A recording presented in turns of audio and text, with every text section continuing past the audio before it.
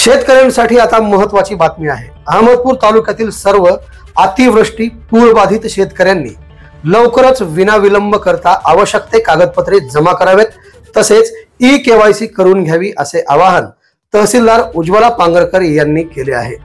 या बाबतीत अधिक माहिती अशी की माहे सप्टेंबर 2024 या कालावधीत अतिवृष्टी पूर यामुळे बाधित झालेल्या शेती पिकांच्या नुकसानापोटी शेतकऱ्यांना अनुदान मदत सन 2024 मध्ये एकूण बाधित शेतकरी संख्या 57,404 पैकी 45,420 बाधित शेतकऱ्यांच्या याद्या डीबीटी पोर्टलद्वारे अपलोड करण्यात आल्या आहेत। तसेच बाधित शेतकऱ्यांना व्हीके नंबर प्राप्त झाल्यानंतर ई-केवायसी केल्यानंतर तपासणी करून शासन स्तरावरून अशा शेतकऱ्यांना मदत देण्याची प्रक्रिया चालू आहे।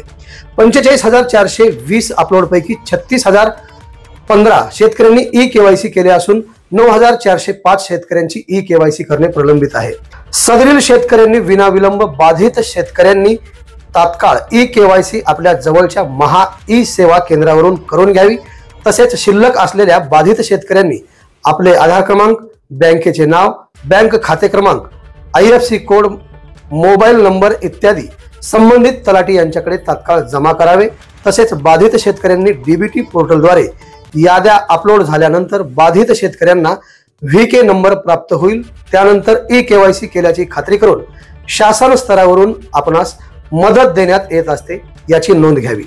सदरील प्रक्रिया शासनाने सूचित केल्यानुसार डीबीटी पोर्टलद्वारे लाभार्थ्यांना थेट त्यांच्या बँक खात्यामध्ये निधी वर्ग करण्यासाठी या कार्यालयाकडून बाधित शेतकऱ्यांच्या याद्या अपलोड करण्यात आलेल्या आहेत। पुढील प्रक्रिया शासन स्तरावरून संबंधित लाभार्थ्याच्या खात्यावर जमा करण्याची प्रक्रिया चालू आहे।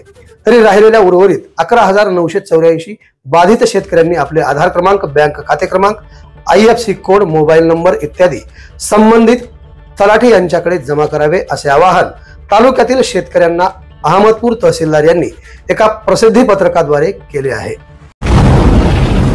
आवाज बहुजनांचा।